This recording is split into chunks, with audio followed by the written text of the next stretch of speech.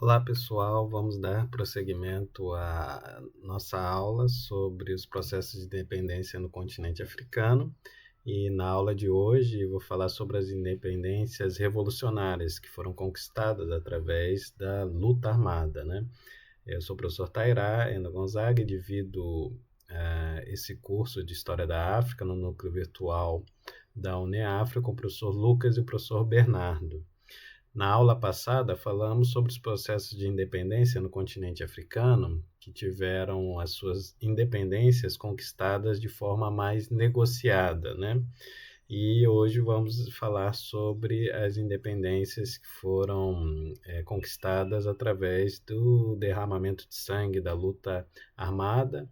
Por isso foram independências conquistadas com atraso em termos cronológicos, vieram depois sempre, foram as últimas na sua região, e a gente vai ver novamente, região por região, as principais independências que foram conquistadas dessa maneira.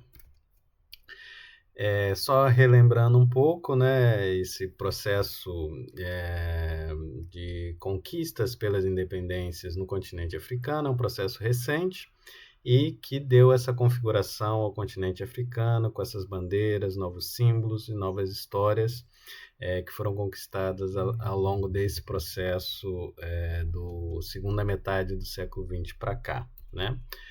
Então, eu trouxe esse gráfico, né, demonstrando como se concentrar as independências africanas a partir da segunda metade do século XX, tendo um boom no ano de 1960, em que tiveram 17 processos de independência, sendo 9 na África Ocidental, e depois elas foram se espalhando e resistiram, né? Ficaram pendentes, né, de se tornar realidade até os anos 80, né? E as independências que nós veremos hoje foram aquelas, como eu disse no início, né, conquistadas através da luta armada, foram sempre, em termos cronológicos, vieram depois, né? A da Argélia em 1962 e Guiné-Bissau em 74 e da Etiópia, embora ela esteja aqui no ano de 1941, o processo revolucionário que nós vamos ver também foi em 74, por isso não consta aqui, e as independências de Angola e Moçambique, para além da República Democrática do Congo, que é uma outra exceção em relação a isso, mas Angola e Moçambique em 1975, né? O contexto histórico, que eu falei também na última aula, marcado pelo pós-Segunda Guerra Mundial, diversos fatores contribuíram para que houvesse uma intensificação da movimentação dentro do continente e também pelo mundo, pelas independências das colônias, né? Os regimes coloniais já não se sustentavam no pós-Segunda Guerra por diversos fatores que eu apontei na aula anterior, né? O contexto da Guerra Fria também teve um peso importante na forma como foram alcançadas essas independências. Um outro fator também desse contexto histórico é o ressurgimento dos nacionalismos no continente africano e o surgimento do panafricanismo, que é anterior, mas que no continente africano ganhou mais força nesse contexto histórico da segunda metade do século XX em diante, né? E aí diversas variáveis importantes que eu também já comentei na aula anterior, né, atuaram sobre os diversos processos de independência no continente, em diversos países, né? São variáveis importantes para se explicar por que a independência se deu de uma forma e não de outra, como é que decorreram esses processos na prática, né? A primeira que eu apontei na aula anterior é a região do continente, a região que o novo país se encontrava, influenciou na maneira como foram mobilizados os movimentos pela independência e a atuação também dos regimes coloniais em termos de cedência ou não desse processo de independência. A organização social e política africana também teve um peso e é uma variável decisiva na maneira como a conquista pela independência foi alcançada. O histórico de colonização também, que variou de acordo com o colonizador, mas de acordo com a região em que essa colonização era feita, de acordo com os interesses econômicos, políticos que cada região oferecia para a potência colonial, né? Uma outra variável importante refere-se às tradições e estratégias de luta, que é uma da variável que a gente utilizou chave para explicar por região, né? Se é uma trajetória, uma tradição ou uma estratégia mais pacífica e negociada, ou se através da luta armada, que serão as que veremos hoje.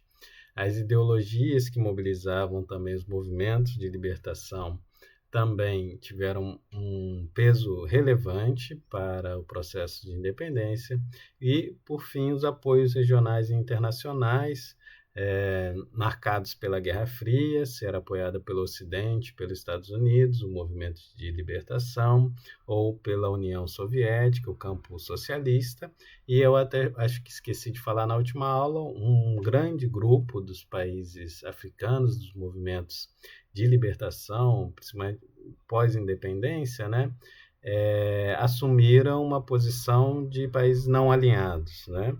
E aí esses países também tiveram um peso importante na conjuntura internacional, não estavam sozinhos só do continente, mas reuniam diversos países pelo mundo afora, inclusive América Latina, Ásia, que faziam parte desse bloco dos países não alinhados, né?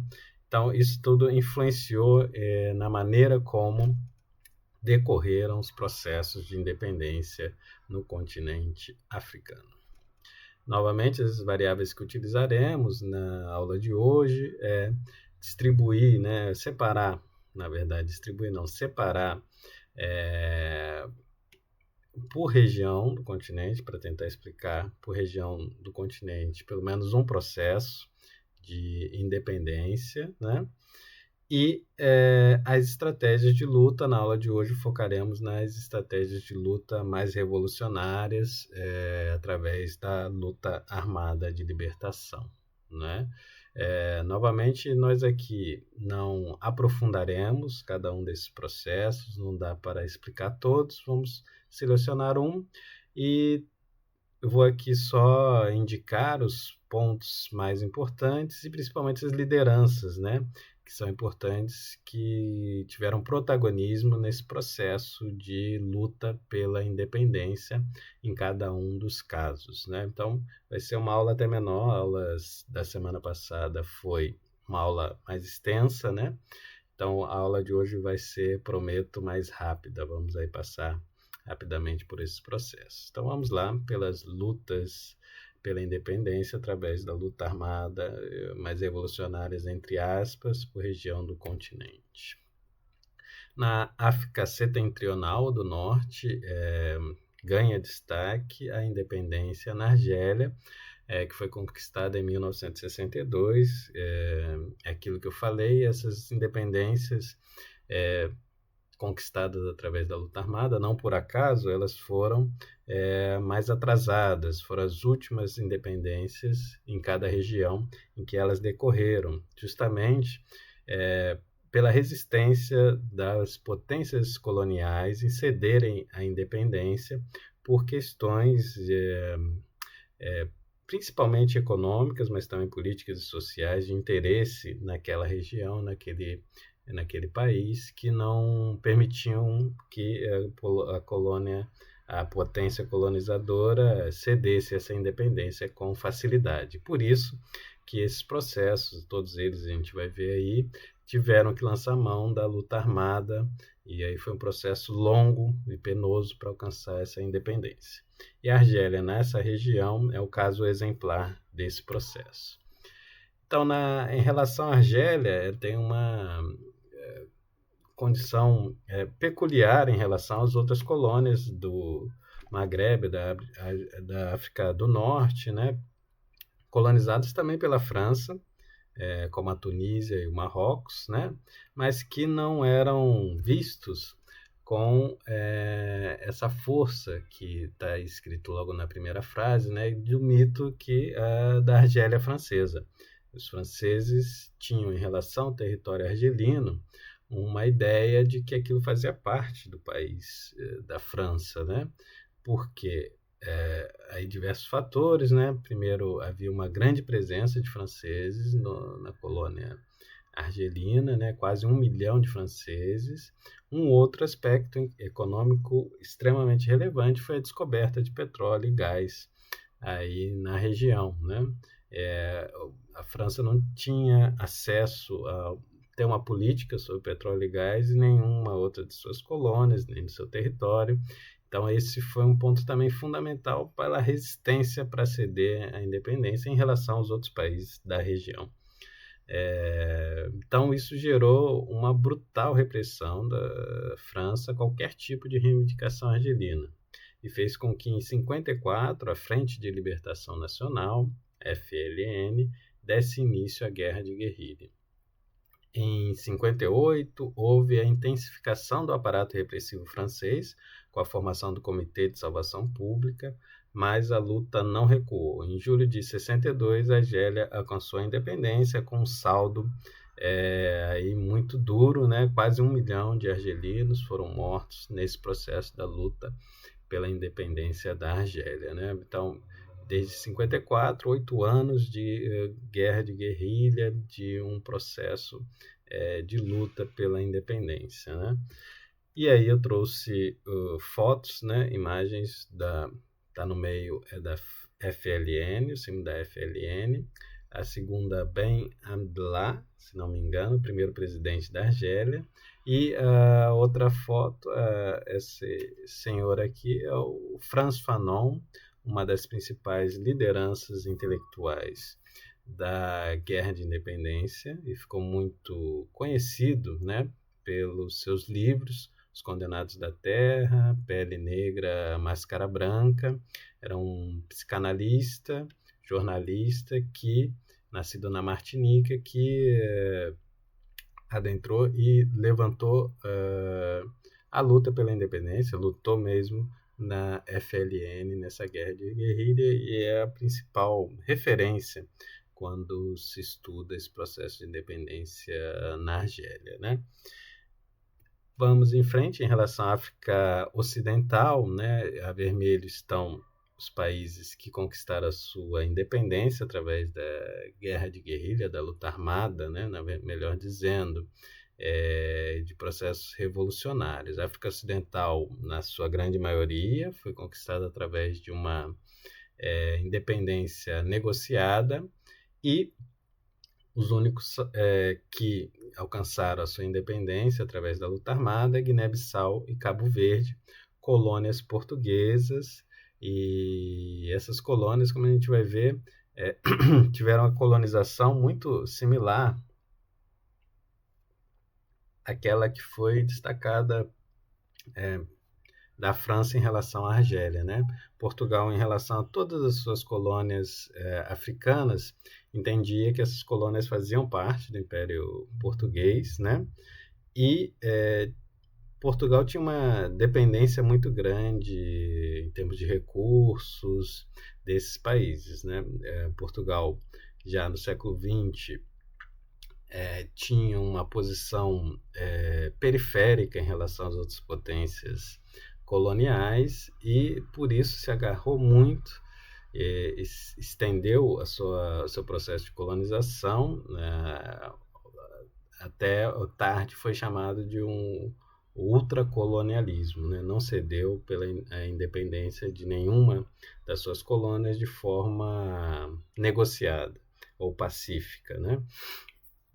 E por isso que a atuação de Portugal nas suas colônias foi bastante similar à da França na Argélia, né? Portugal foi governado por um regime fascista de Salazar desde 1933 e também não aceitava qualquer tipo de negociação pela independência de suas colônias. Por isso que, em 63, o PAIGC, Partido Africano pela Independência da Guiné e de Cabo Verde, esse é um partido que começou lutando pela independência dessas duas regiões da África Ocidental, né?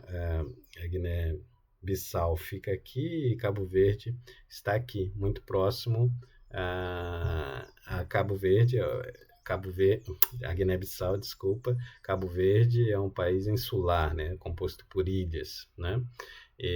Então, o PRGC foi fundado e no início e até o pós-independência tinha essa intenção de unir as lutas dessas duas regiões, do Guiné, né, no continente, e de Cabo Verde, no oceano, esse país insular, né? Que foi fundado por Amílcar Cabral em 56, iniciou a luta armada pela libertação nacional em 63, 7 anos depois. Até então, até 59, ele ainda optava por uma tentativa de luta mais pacífica e negociada, mas viu que o regime não cedia, e a partir de 59 começou a se organizar para iniciar a luta armada, que foi e despoletou em 63. Essa luta, iniciada pelo PIGC e depois, antes ainda, a gente vai ver em Angola em 61 e em Moçambique em 64, né? Todas essas lutas pela libertação através da luta armada nas colônias portuguesas tiveram um impacto muito grande e uma atuação decisiva para a queda do regime salazarista português em abril de 1974, com a Revolução dos Cravos, revolução feita pelo exército português, que estava desgastado justamente por essas lutas que o exército português tinha que travar no além-mar, né? E com essa mudança do regime salazarista português, né, abriu-se a possibilidade, intensificou-se, acelerou a possibilidade do alcance da independência. A Guiné-Bissau tornou-se independente em setembro de 1974. E aí eu trouxe a foto do Amílcar Cabral liderando um exército de guineenses, né, mulheres, participaram da luta pela libertação em todas as colônias, portuguesas também, nesse processo de luta armada. E para lembrar, uma outra foto, esse de comemoração, né, da independência da Guiné-Bissau, mas o Amílcar Cabral não chegou a ver essa independência, ele foi assassinado um ano antes da independência. E Amílcar Cabral também é uma grande liderança do partido, mas também um grande intelectual, com obras muito importantes para se analisar as questões sociais do continente africano. É um autor mesmo muito criativo e de uma capacidade intelectual muito grande. E na África Central, novamente, São Tomé e Príncipe pode ser colocado como aquele que alcançou a independência, né? Também São Tomé e Príncipe são duas ilhas, né? Aqui, olha, colonizadas por Portugal, também tiveram um processo parecido com a descolonização ou a luta pela independência da Guiné-Bissau, Cabo Verde, Angola e Moçambique. Por isso que nessa África Central eu quis trazer, tanto na aula anterior quanto na aula de hoje, falar um pouco sobre a independência na RDC, que é um caso muito à parte de todo o continente, muito simbólico e muito importante, porque a RDC ocupa a posição central ali no continente, foi a única colônia assim, de mais tempo, né, belga, que teve um regime colonial dos mais violentos, né, brutais do continente africano. Alcançou a sua independência, como nós vimos na aula anterior, né, nesses textos que eu trouxe, né, de forma negociada, né? Teve até a eleição em que o Lumumba, que é o principal líder do movimento pela independência, o MNC, foi confirmado como primeiro-ministro. Só que ele fez um discurso muito eloquente e crítico à forma como foi feita a independência e que surpreendeu a comunidade internacional, se alinhou ao Nkrumah, que buscava uma saída socialista para os países independentes do continente africano e a perspectiva panafricanista. E tudo isso contribuiu para que, dentro do Congo, no seu pós-independência, essa região de Katanga, que tinha uma grande relevância, essa região que fica aqui ao sudoeste, né, do país, tinha grande relevância para a colonização belga, e por ser uma região rica em minérios, e exatamente por isso concentrar mais de 30% da população europeia de todo o Congo. E o controle social da região era feito pelas grandes mineradoras, que eram representadas por essa União de Mineração do Haut Katanga, que teve um peso muito grande para a não aceitação dessa independência, que foi feita de maneira negociada, mas que o poder fosse entregue ao Lumumba com esse discurso radical que ele teve na cerimônia de independência, né? E por isso iniciou-se um processo de desestabilização a partir dessa província. E em 14 de setembro, e foi em julho a independência, em junho a independência do Congo. 3 meses depois é dado um golpe de Estado orquestrado pela CIA, isso é sabido, é mesmo publicamente sabido, e liderado por Mobutu Sese Seko, colocando Patrice Lumumba em prisão domiciliar e mantendo o Joseph Kasavubu como presidente, que era o presidente mesmo, e o Lumumba o primeiro-ministro. Só que os dois entraram em atrito logo depois da independência e foi dado esse golpe em 60, né? Lumumba é preso e alguns meses depois, desculpa, em Katanga mesmo, ele é assassinado. Em 65, Mobutu, agora tenente-general e apoiado novamente pela CIA, derrota Kasavubu com outro golpe de Estado e permanece no poder até 1997. É uma independência conquistada de maneira negociada, mas que pela radicalização do seu líder principal, Patrice Lumumba, ganhou repercussões drásticas de uma luta armada, que quem ganhou foi o apoio ocidental dos Estados Unidos, com a atuação declarada da CIA, apoiando Mobutu, e com uma reação violentíssima, das mais violentas, né? E por isso Lumumba, Patrice Lumumba, é um dos líderes do terceiro mundo, acho que de toda a periferia do mundo, que deveria ser lembrado. Houve um processo de uma violência que eu não tenho algo que seja similar a isso na história que eu conheço, né? Ele foi preso depois do golpe de Estado, morto em 61, depois desenterraram o corpo dele, queimaram com ácido, para ter um sumiço mesmo geral do Lumumba,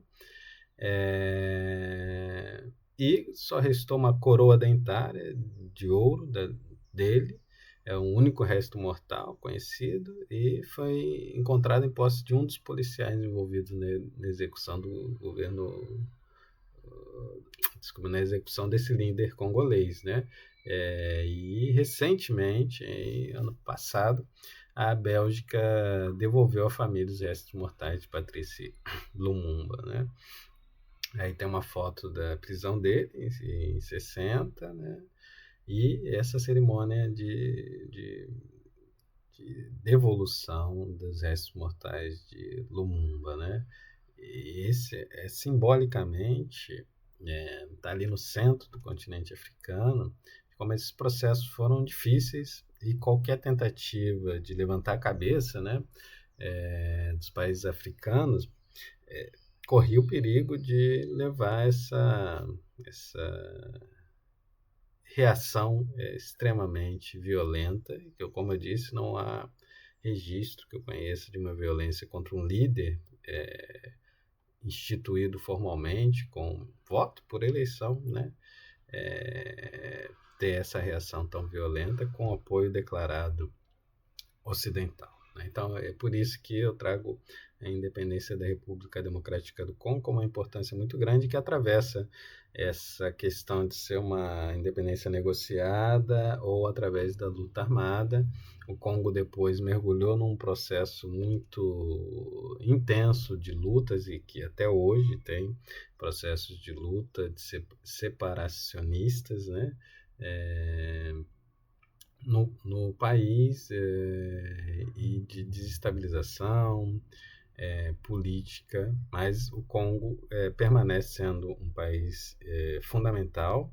Esqueci de dizer que, para além da província do Katanga, que tem essa riqueza mineral, o Congo Democrático também, no seu território, tem a maior parte da floresta tropical, a segunda maior floresta tropical do mundo, atrás apenas da nossa floresta, a floresta amazônica.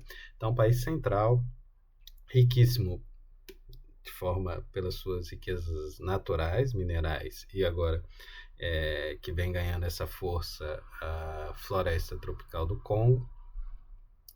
E tem uma importância cultural também muito importante, muito decisiva naquela aula que eu tive anterior das expansão banto. A cultura banto tem um ponto de irradiação muito forte no Congo Democrático. Então, se vocês puderem estudar um pouco mais, a RDC é um país aí fundamental para se entender o continente africano, e recomendo também conhecerem as músicas da República Democrática do Congo, também é riquíssimo. Na África Oriental, vou falar também de um outro país que é singular em termos da sua conquista de independência, a Etiópia, que não foi colonizada e separada, né, na Conferência de Berlim, foi apenas dominada, né,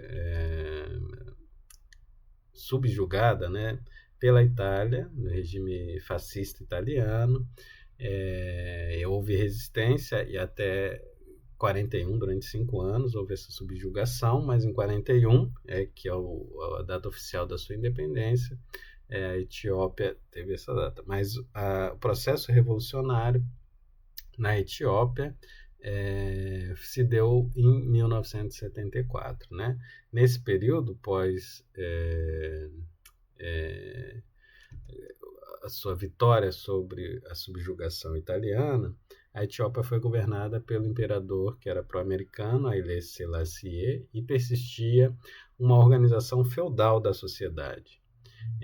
Em 1974, através de um golpe de Estado liderado pela junta militar DERG, conhecida como essa sigla mesmo, que tinha um projeto de reforma agrária e alfabetização dentro de um regime socialista de governo, que transformou decisivamente as estruturas feudais e arcaicas no país. Por isso que eu trago que é um processo revolucionário, e é possível entender que só a partir de 74 mesmo o país teve um processo de soberania efetivo, né? Nessa região que é chamado Chifre da África, desculpa, deixa eu voltar aqui, a Etiópia dominou a Eritreia, que teve a sua independência apenas em 1993, né? E a Somália também teve um período, né, de um regime também de caráter socialista, mas que não havia, como eu vou dizer, um apoio, não conseguiam se entender, não estava articulado essa revolução etíope, através da DERG, com a revolução da Somália. E havia uma disputa grande entre esses dois países, né? O outro fato também dessa região é a conquista da independência do Sudão do Sul, que eu falei na aula anterior, em 2011, que faz parte também dessa região, que a gente pode colocar como o Chifre da África. Então é isso. Aqui tem a imagem do movimento revolucionário na Etiópia, e aqui foto da DERG quando assumiu o poder em 1974. Na África Meridional ou Austral, a gente já caminhando aí para o final, falar de 2 processos, Angola em 75 e Moçambique. Vou falar mesmo desses 2 processos. Angola é situada aqui, junto ao Oceano Atlântico, né, mesmo, na mesma direção que o Brasil, e Moçambique no Oceano Pacífico, do outro lado do continente africano, mas os dois colonizados também por Portugal. Em Angola, a luta armada pela independência iniciou-se em 1961. Então, um dos primeiros países em que a luta armada iniciou dentro do continente africano. Lembrando, a Guiné-Bissau iniciou em 63 a luta armada, embora o partido que iniciou essa luta armada foi fundado em 56. Em Angola, diferente das outras colônias portuguesas, os movimentos que lutaram pela libertação dividiram-se em três. Esses outros países, Guiné-Bissau, Cabo Verde, São Tomé e Príncipe e Moçambique, era apenas um movimento que liderava o processo. Em Angola foram três: o MPLA, apoiado pela URSS, a União Soviética, e Cuba; a FNLA, com apoio no norte do país, apoiada pelo Zaire; Estados Unidos, o Zaire, que é o Congo, a RDC, Estados Unidos e China. O Congo, nesse momento, era chamado de Zaire, a partir do regime de Mobutu, que mudou o nome para Zaire, e pela China, e a UNITA, apoiada pela África do Sul, China, e na parte final da sua luta pela libertação, até pela polícia também portuguesa, né? E esses três países também, logo após a independência, entraram em choque, não entraram em acordo, iniciaram a Guerra Civil, que marcou o país até 2002. Então, a independência só foi conquistada em novembro de 1975, sendo proclamada por Agostinho Neto, em Luanda, líder do MPLA. Ao mesmo tempo, também, a UNITA tentou, no Uambo, proclamar a independência, mas não foi reconhecida pela comunidade internacional. A que teve reconhecimento foi mesmo proclamada por Agostinho Neto, que era o líder desse movimento popular de libertação de Angola. Em Moçambique, a luta armada teve início em 64, liderada por um único movimento, a Frelimo.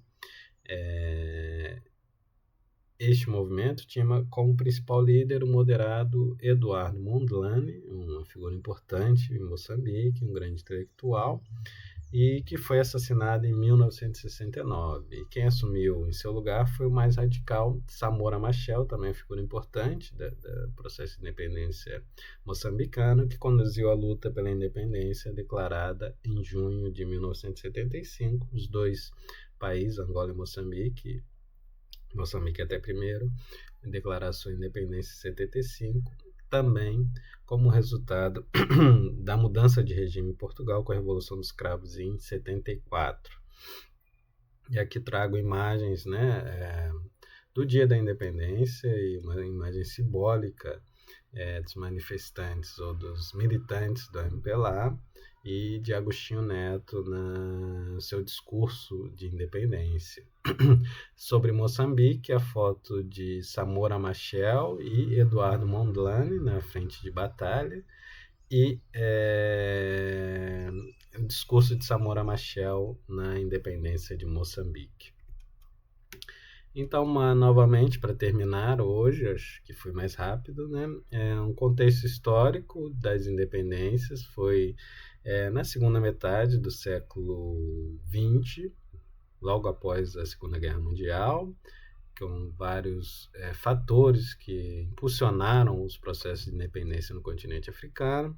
Falamos sobre algumas variáveis importantes que modificaram a maneira como decorreram esses processos, e indicamos que a análise foi feita aqui para tentar explicar para vocês, trazer um pouco de cada um desses processos, algumas informações importantes, e também as lideranças principais que atuaram nesse processo, que devem ser conhecidas e reconhecidas mais por todos nós, que são líderes que têm importância não só continental, mas eu diria internacional. Como eu disse na aula anterior, a minha intenção era demonstrar que não é só a figura de Nelson Mandela que tem projeção internacional. Embora ele tenha também, não estou diminuindo isso.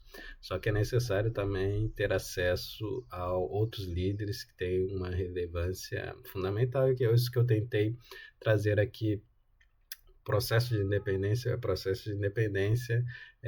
país a país tem uma liderança com uma participação fundamental, muitos deles intelectuais que tiveram obras importantes para se refletir sobre os países da periferia, sobre o mundo contemporâneo. Então, vimos na aula de hoje os processos na Argélia, Guiné-Bissau, RDC novamente, Etiópia, Angola e Moçambique. É isso, espero que tenha ajudado vocês. Qualquer dúvida, estamos à disposição. Essas são as referências que eu utilizei, basicamente são todas as outras da aula passada, mas essa dissertação escrevida pela Evelyn Rosa do Nascimento. Então, muito obrigado, tchau, até já.